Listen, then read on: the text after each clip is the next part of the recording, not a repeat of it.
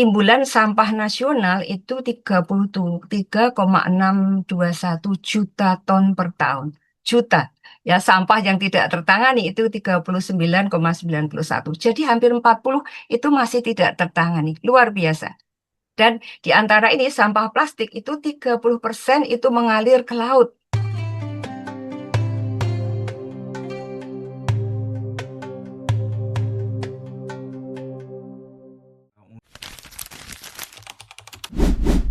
Ya, perkenalkan saya Hartuti Purnaweni, saya dosen di Universitas Diponegoro, di S2 S3 Ilmu Lingkungan, dan di S1 di Administrasi Publik. Jadi topik ini adalah masalah yang sehari-hari saya berikan kepada mahasiswa dan kepada masyarakat ya ketika mendorong kita semua untuk lebih peduli sampah. Mohon maaf Ibu, bisakah di-fullkan saja Ibu ini slide-nya? Oh, oke. Ya. Sudah? Nah, sekarang udah Alhamdulillah. Ya, terima kasih Ibu. Ya. Nah, apakah sampah itu? Sampah itu adalah sisa kegiatan sehari-hari manusia dan proses alam yang berbentuk padat.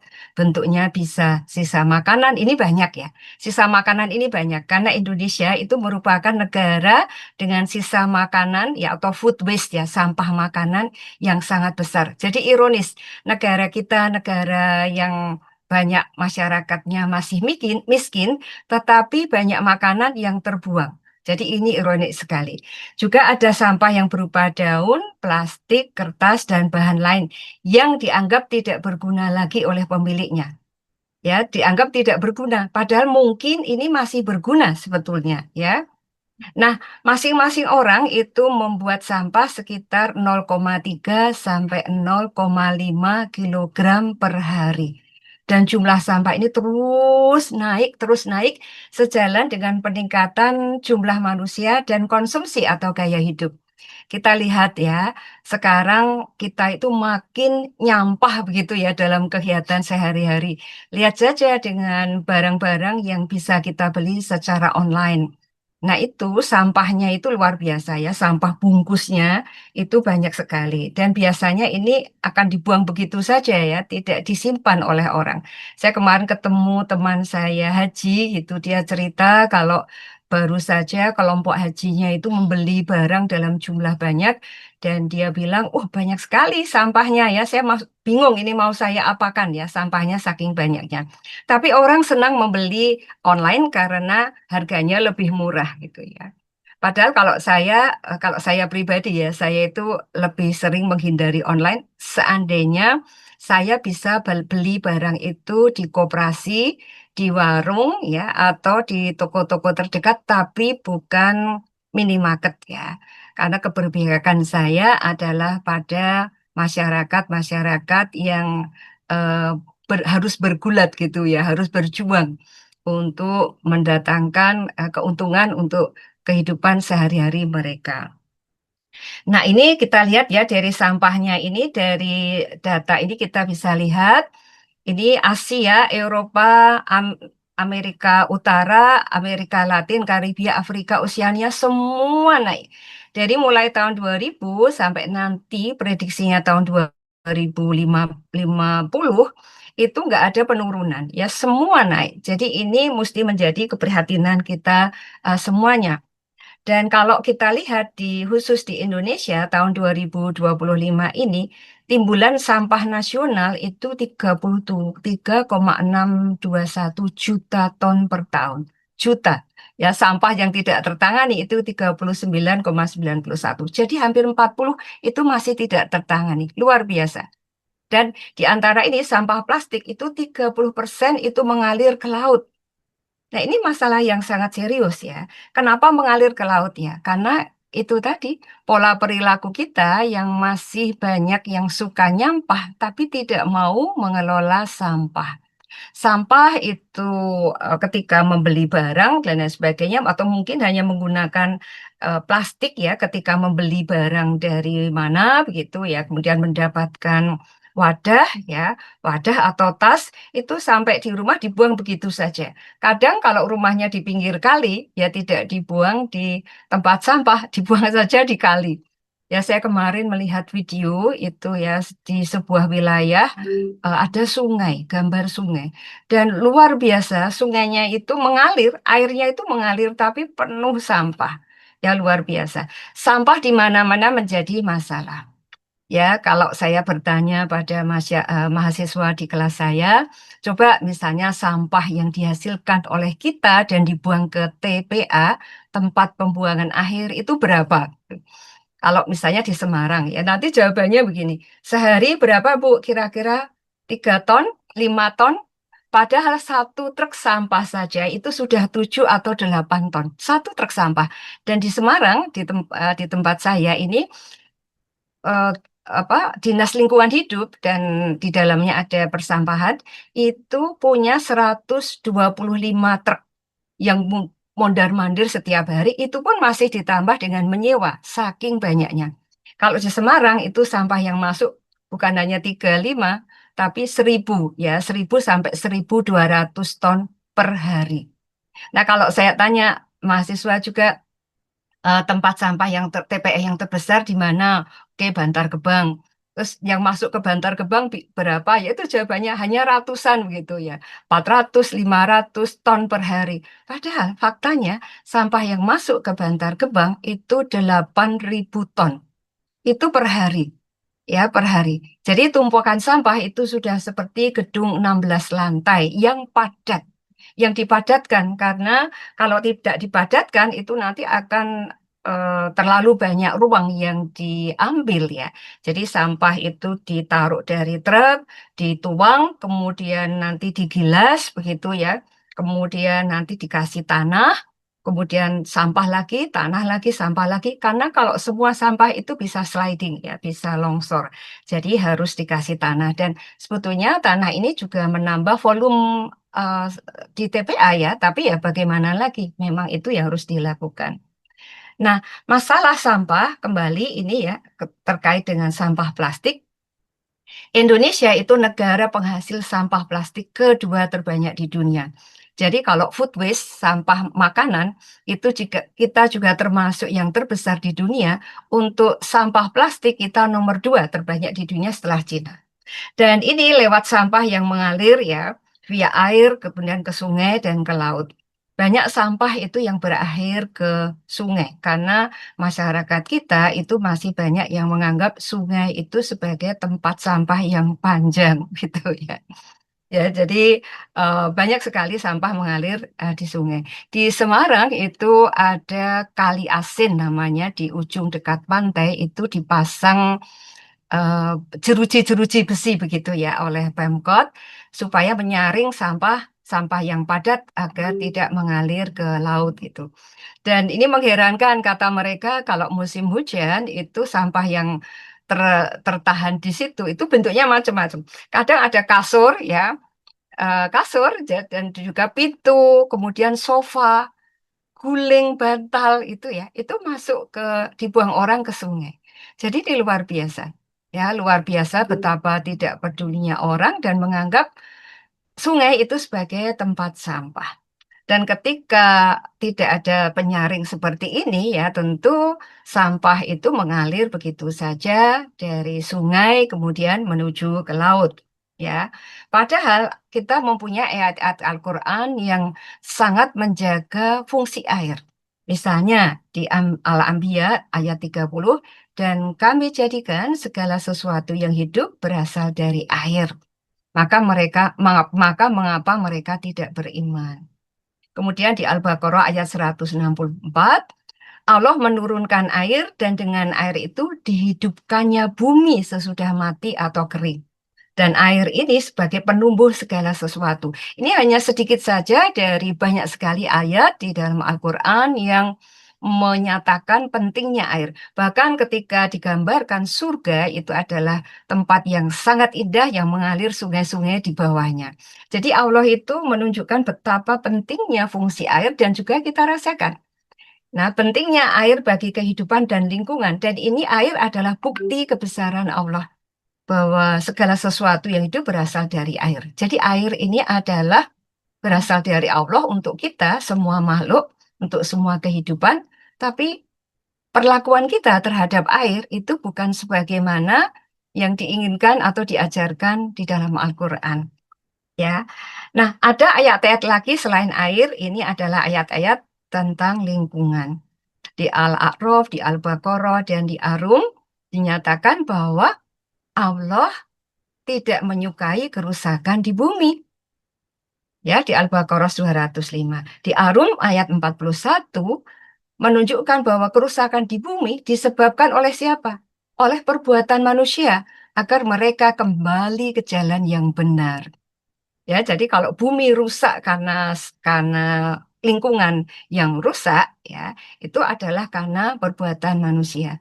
Mungkin baru-baru ini ya Bapak Ibu melihat bagaimana luar biasa bencana yang terjadi di Bali.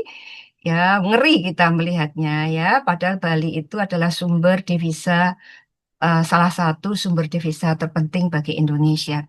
Tapi kalau ada banjir seperti itu, tentu ini image-nya buruk ya di kalangan turis. Nah, kenapa rusak ya bumi di sana sehingga banjirnya luar biasa? Karena lingkungan di hulu itu sudah rusak. Ya, jadi tutupan lahan itu sudah yang tadinya lahan-lahan untuk meresapkan air berganti menjadi villa, menjadi hotel, jalan, dan lain sebagainya sehingga air tidak bisa meresap ke bumi. Air tidak bisa meresap ke bumi, air yang ada di permukaan itu kemudian dikotori oleh manusia. Nah, coba kita lihat ini ya, sampah yang menumpuk di badan air, sampah yang tidak tertangani. Ini menumpuk di tempat-tempat yang seharusnya bebas sampah. Ini di sungai-sungai ya, di pinggir sungai, ini luar biasa sampah yang muncul ya. Dan ini apakah Bapak Ibu pernah melihat pemandangan seperti ini ya? Jadi sampah numpuk begitu banyaknya di pinggir jalan. Bahkan beberapa tahun yang lalu Bandung itu dikenal sebagai kota lautan sampah ya, bukan kota lautan api, tapi lautan sampah. Saking banyaknya sampah numpuk-numpuk juga di trotoar-trotoar dan di median-median jalan ya. Sekarang hal itu juga muncul di Jogja karena TPA Piungan di Jogja itu sudah full. Ya, tapi begitu ditutup nanti orang buang sampah di mana-mana. Begitu TPA dibuka sebentar, itu sampah masuk lagi. Ya, tapi kemudian pengelola sampah di TPA di tempat pembuangan akhir itu sangat pusing karena jumlah sampahnya yang luar biasa yang seharusnya itu sudah jauh berkurang. Karena apa? Karena mestinya sampah itu ditangani sejak dari hulu, ya, tempat penimbulan sampah. Nah, cara yang masih dilakukan sekarang ini adalah metode open dumping, ya. Jadi sampah itu hanya dikumpulkan di rumah, diangkut, gitu, kemudian dibuang ke TPA. Nah, ini membebani TPA. TPA di mana-mana penuh atau overload. Kemudian gas metananya juga banyak. Gas metana itu dihasilkan dari sampah organik yang ada di TPA, dan inilah salah satu gas penting yang menimbulkan pemanasan bumi sehingga terjadi perubahan iklim. Bumi kita itu mestinya dilingkupi ya, bumi itu kan dilingkupi oleh eh, eh, oleh apa gas-gas yang makin lama makin banyak. Tadinya ketika gasnya belum banyak, itu sinar matahari yang masuk itu bisa langsung keluar gitu ya, sehingga buminya tidak panas. Matahari dimanfaatkan oleh tanaman misalnya untuk proses fotosintesa, kita manfaatkan untuk jemur baju misalnya. Nah, tapi ketika gas-gas itu sudah makin banyak di angkasa, maka sinar matahari yang masuk ketika akan keluar, maka dia tertahan oleh gas-gas yang banyak ini sehingga dia sebagian masuk lagi ke bumi.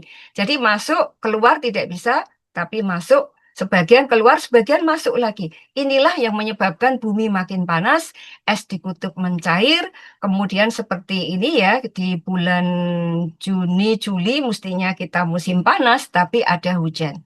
Sehingga kasihan pada petani-petani, karena mereka kesulitan meramalkan musim. Seperti misalnya petani tembakau, ya sudah menanam, tapi tidak tiba-tiba ada hujan, sehingga daun tembakau menjadi kuning. Nah, ini tidak bisa tembakau yang kuning itu daunnya itu kualitasnya jelek, harganya turun. Nah, seperti ini. permukaan air laut naik dan banjir menjadi makin besar, angin makin kencang, itu dampak dari perubahan iklim. Nah, masyarakat makin tidak suka sampah, tapi terus nyampah tanpa berpikir, tidak peduli pada generasi mendatang. Tadi disampaikan oleh Pak Hasan bahwa kita harus mengingat generasi mendatang, karena kita menginginkan yang terbaik untuk anak-anak kita. Sehingga kita harus melakukan pembangunan itu yang berkelanjutan. Berkelanjutan itu artinya memenuhi kebutuhan generasi sekarang tanpa mengorbankan kepentingan generasi yang akan datang memenuhi kebutuhan mereka. Jadi bahwa generasi yang akan datang itu belum lahir, itu bukan kemudian kita, ya sudahlah, pokoknya saya manfaatkan apa sumber daya ada sekarang. Ya, saya tidak peduli saya mengotori lingkungan atau tidak. Nah, nanti kalau timbul masalah, ya biar dipikir nanti gitu. Tidak bisa. Itu tidak adil ya, unfair. Karena generasi akan datang belum hadir untuk membela diri mereka sendiri, sehingga kita yang harus peduli pada mereka. Nah, kalau kita lihat, Bapak Ibu mungkin ada yang sudah tahu bahwa 21 Februari itu adalah Hari Peduli Sampah Nasional. Itu tahu berawal dari tragedi TPA Lowi Gajah di Cimahi yang 21 Februari 2005. Tumpukan sampah yang 60 meter itu longsor menimpa dua kampung di bawahnya sehingga 157 orang itu mati karena ketumpukan sampah dan karena ledakan gas metana. Ini luar biasa. Ya, jadi orang bisa mati karena ketimbun sampah gitu. Dan ini sangat tragis ya, sehingga inilah yang menjadikan 21 Februari itu tonggak agar kita lebih peduli pada pengelolaan sampah dan menjaga lingkungan kita. Nah, ini praktek yang masih berlangsung ya di sebelah kiri, ini truk-truk membawa sampah, kemudian ditumpuk di TPA, dan karena di TPA itu banyak sampah organik. Di TPA kita itu lebih dari 50%, jadi sekitar 60-65% itu adalah sampah organik. Ya, sampah dari sayuran, buah-buahan, sisa makanan. Nah, itu yang menunjukkan bahwa wah, kita itu negara yang masih banyak masyarakatnya miskin, tapi sampahnya luar biasa. Berbeda dengan di negara-negara maju, itu sampah yang lebih banyak adalah sampah organik. Non-organik, maaf, anorganik. Nah, di sebelah kiri bawah ini kita lihat tumpukan sampah yang menghasilkan asap. Ya, ini adalah gas metana ya, antara lain gas metana dan sampah ini bisa terbakar ya. Di tahun 2023 ketika suhu sangat panas, maka sekitar 40-an TPA di seluruh Indonesia itu terbakar. Dan terbakarnya berhari-hari. Ya, menunjukkan betapa seriusnya harusnya penanganan sampah itu dilakukan. Nah, yang terbaik itu adalah di sebelah kanan itu bahwa sampah itu harus dibawa dengan truk yang tertutup, kemudian dikelola dengan sistem yang sanitary landfill. Nah, kita sudah punya itu undang-undang tentang pengelolaan sampah itu sejak 2008. Sudah lama ya Bapak Ibu, 2008. Jadi lama sekali. Ini sudah 17 tahun yang lalu, itu kita diwajibkan sebetulnya mengelola sampah kita. Jadi bawa sampah harus dipilah mulai dari rumah, mulai dari tempat usaha, itu sudah ada sejak tahun 2008. Tapi lihat implementasinya sekarang. Ya, nah Menteri Lingkungan Hidup yang sekarang, Pak Hanif, di era Presiden yang sekarang ini, beliau menyatakan kita harus menyelesaikan masalah sampah di tahun 2029. Stop open dumping, ya, kelola sampah, ya, satu RW satu bank sampah dan minimalkan penggunaan plastik sekali pakai. Ini yang masih banyak sekali ya. Nah, ini harus perubahan cara pandang yang harus kita punyai. Paradigma lama, sampah itu hanya dikumpul, diangkut, dibuang gitu. Nah, paradigma baru atau cara pandang baru, sampah itu harus dilakukan 3R. Reduce, reuse, recycle. Reduce mengurangi penggunaan sampah, reuse itu menggunakan kembali barang yang sudah dianggap tidak berguna tadi, recycle itu dengan menggunakan ulang ya barang-barang yang masih bisa digunakan. Itu ya, digunakan ulang. Jadi misalnya botol plastik kemudian menjadi pot misalnya. Kemudian plastik-plastik kemudian dikumpulkan menjadi dibuat kerajinan tangan ya. Kalau reuse itu digunakan ulang. Jadi barang itu jangan sekali pakai. tas plastik itu jangan dipakai sekali pakai saja ya, tapi harus digunakan berkali-kali sampai tidak bisa digunakan lagi. Nah, ini sampah itu kalau sudah di 3R baru ada residu atau sisa yang tidak bisa diapa-apakan. Nah, ini baru diangkut ke TPA. Mestinya seperti ini. Ini kalau mulai tahun 2008 digunakan itu TPA kita masih dalam kondisi yang bagus. Tapi hampir semua TPA di Indonesia itu sudah overload. Karena masing-masing TPA mempunyai daya dukung dan daya tampung lingkungan yang sudah terlampaui. Ini mengerikan loh Bapak Ibu. Nanti suatu ketika kalau TPA itu sudah full tidak bisa lagi menerima sampah, apa yang harus kita lakukan? Sementara perilaku kita belum berubah. Dan kita sebagai umat Islam itu harusnya jangan seperti itu ya. Kita kan harus menjaga lingkungan karena itu tunjuk dari Allah ya. Kita kita sangat merasa berkepentingan ya untuk mengikuti petunjuk Allah dan menghindari atau menjauhi segala larangannya. Nah, baru sampah residu yang tidak terproses itu baru diproses di TPA. Nah, ini sampai apa ya, kampanye-kampanye tentang kepedulian masyarakat gitu ya, supaya jangan membuang sampah. Ini ada beberapa eh, gambar yang lucu gitu ya. Bahkan ada yang mengatakan begini, ya Allah, cabutlah nyawa orang yang suka membuang sampah di sini gitu ya. Ini supaya orang nggak mau buang sampah di situ lagi gitu. Jadi sebelah kiri ini mohon maaf ini memang ini asli dari lapangan ya di potret ya. Hanya mohon maaf hanya anjing yang boleh buang sampah di sini gitu. Ya itu saking jengkelnya ya masyarakat di lingkungan itu pada orang yang membuang sampah sembarangan. Bahkan ada ini, dilarang buang sampah di sini. Kemarin aja ada yang kesurupan gitu. Ya, bahkan buang sampah sembarangan, sumpahi miskin 7 turunan.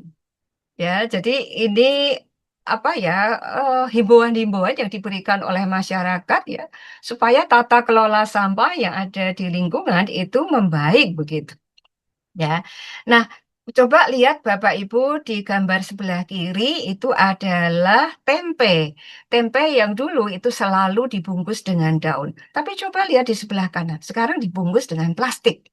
Bahkan lemper itu sudah dibungkus dengan daun, tapi kalau jadi hidangan masih dibungkus dengan plastik. Untuk alasan apa? Keindahan, estetika begitu. Tidak tidak berpikir panjang bahwa nanti itu akan menambah tumpukan sampah di TPA. Nah, ini juga sesuatu yang mungkin pernah kita lakukan ya, makan bareng-bareng gitu ya di daun pisang ini unik ya, pengalaman yang menyenangkan. Tetapi dengan makan di daun pisang ini kemudian sisa makanannya gimana? Gitu ya. Kan lebih sulit begitu ya di dimanfaatkan kembali gitu. Kalau kita di restoran makan pakai piring, pakai gelas, itu kalau sisa kita bisa masukkan yang di piring-piring itu kemudian untuk dibawa pulang. Tapi kalau sudah berantakan di meja begini kan orang sudah males ya, sudah jorok gitu mau bawa pulang sehingga jadi sampah. Nah, monggo di rumah kita masing-masing kita harus punya tempat sampah yang terpilah. Ada sampah kertas, sampah plastik, sampah kaca, dan logam. Kalau di rumah kami itu sampah kertas itu ada kotak gitu ya. Semua sampah yang masuk di situ itu sudah terpakai 2 sisi. Bahkan juga kalau karcis tol, kemudian struk belanjaan, dari ATM misalnya itu kalau saya biasanya dari ATM tuh saya orek-orek ya supaya nama dan jumlahnya dan nomor nggak kelihatan, tapi kemudian kertas yang kecil-kecil itu yang mungkin sebagian besar dari kita hanya membuang begitu saja ke tempat sampah, tapi di tempat saya itu kami masukkan kertas yang kecil-kecil itu ke dalam amplop besar, misalnya bekas apa ya, misalnya amplop undangan. Ya, itu dimasukkan di situ. Kalau sudah penuh, baru dimasukkan ke dalam kotak plastik. Maaf, kotak kertas ya, kotak daur ulang. Untuk sampah plastik itu semua masuk di kantong besar gitu ya, di luar dapur. Nah, itu eh, botol-botol plastik itu juga jangan hanya dibuang begitu saja, tapi botol itu ketika membuang, usahakan supaya kita sudah bersihkan begitu ya. Jadi tidak ada lagi bau-bau yang bisa muncul. Kita dibersihkan, kemudian kita tiriskan. Nah, kemudian bagus lagi kita buka tutupnya, kita pencet begitu supaya menjadi tipis ya plastiknya. Baru kemudian ditutup lagi dan ini usahakan juga labelnya itu kita buang ya, kita gunting, kita buang. Ini langkah yang kecil ini ya, sesuatu yang kecil ini akan sangat mempermudah pekerjaan pemulung ketika mereka mengelola sampah kita. Ya, ibu-ibu di bank sampah juga biasanya aktivitasnya kan begitu ya, mengelola botol-botol plastik dan lain sebagainya, dan akan sangat bagus kalau kondisi sampah yang dibuang itu sudah dalam kondisi yang baik sehingga sangat memperingan tugas petugas yang ada di bank sampah. Nah, ini ya, ini kita gambar-gambarnya seperti ini. Ya, ini sangat banyak ya sampah-sampah yang ada di lingkungan kita. Ini yang sebelah kanan bawah, ini usahakan jangan seperti itu ya. Itu yang tadi saya sampaikan. Jangan masih ada isinya, kemudian masih kotor gitu ya. Kita usahakan bersih. Nah, ini model pengelolaan sampah yang bagus. Ini di rumah teman saya ya. Saya senang sekali. Ini namanya kebun eker-eker ya. Eker-eker itu karena ayam ya, eker-eker mengais-ngais begitu. Nah, teman saya ini punya, karena kebetulan lahannya cukup luas. Ini ada kandang itu ya yang dibuat. Dan di bawahnya itu adalah pasir, kemudian sekam, dan kemudian daun-daun kering. Daun-daun kering dari kebun dimasukkan di situ. Ya, dan ini jadi tidak bau ya, karena ada banyak bahan yang ada di situ, tidak bau. Ya, ayam itu mengais-ngais setiap hari, dia karena ada kotorannya dia, maka kemudian muncul cacing dan lain sebagainya, jadi dia bisa punya makanan. Semua sisa makanan dimasukkan di sini. Ya, dari tetangga-tetangga juga nitip gitu untuk dimasukkan di sini. Saya juga nitip ya sampah makanan, sisa sampah makanan ke tetangga gitu ya, supaya dimakan. Sampah yang sudah tidak bisa dimakan seperti tulang, duri, atau makanan yang busuk gitu atau agak busuk itu saya taruh kebetulan di dekat rumah itu ada kali kecil, saya taruh di pinggirnya. Sebentar saja sudah hilang ya. Mungkin ada tikus atau apa ya binatang yang di situ memakan itu. Nah, di tempat teman saya ini dari ayam yang 5 ini setiap bulan dia bisa panen itu sekitar 30 telur organik loh. Jadi ini luar biasa ya. Kemudian juga sampah yang organik diolah menjadi kompos, kemudian bisa untuk berkebun di kebunnya. Jadi ini luar biasa. Nah, kalau kita lihat kenapa eh, pengelolaan sampah masih buruk, karena alam dipandang sekedar sebagai objek materi tanpa keterkaitan dengan Sang Pencipta. Nah, ini kita di pengajian yang mulia ini ya, kita harus sangat mengingat itu bahwa alam itu sangat terkait dengan Sang Pencipta. Manusia harus melihat dirinya sebagai khalifah yang bertanggung jawab di hadapan Allah, bukan sekedar homo economicus yang bebas memanfaatkan sumber daya air, sumber daya sayuran, ya, flora, fauna, ya. Nah, nilai spiritual dan akhlak ini dipisahkan dari urusan publik itu kalau di dalam nilai sekularilisme.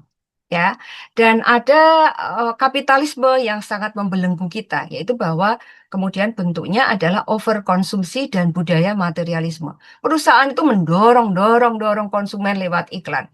Barang dibuat itu bukan untuk bertahan lama, tapi untuk cepat rusak, agar konsumen terus dan terus membeli.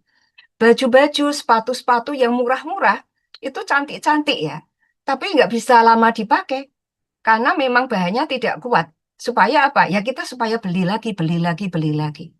Nah, ini juga menciptakan ketidakadilan ekologis. Negara maju mengekspor sampah plastik dan elektronik ke negara-negara berkembang seperti negara kita. Ya, bahkan sampah B3, limbah yang bahan beracun berbahaya, itu juga dikirim ke negara kita. Lingkungan miskin di negara berkembang itu menjadi tempat pembuangan global. Ini ketidakadilan ekologis ya. Baik, dari Bapak Ibu saya simpulkan, sampah itu adalah masalah yang sangat serius tidak hanya di dunia loh, tapi juga pertanggungjawabannya sampai di akhirat. Ini yang harus selalu kita ingat-ingat. Bahwa tidak hanya tanggung jawab kita di dunia, ketika kita mengotori lingkungan, menumpuk sampah di TPA, tapi juga pertanggungjawaban kita itu sampai di akhirat. Sehingga suka tidak suka, mau tidak mau, siap tidak siap, masyarakat dan dunia usaha itu wajib peduli pengelolaan sampah yang baik karena mustahil pemerintah bisa menangani sendiri. Masyarakat itu adalah penimbun ya, sumber sampah yang terbesar itu adalah rumah tangga. Jadi di rumah tangga kita masing-masing ini adalah penimbun sampah dan mudah-mudahan umat Islam bisa menjadi contoh bahwa kita peduli lingkungan karena juga dia dalam hadis kesucian itu sebagian dari iman. Ya, kesucian dalam hari ini termasuk tentu adalah kebersihan.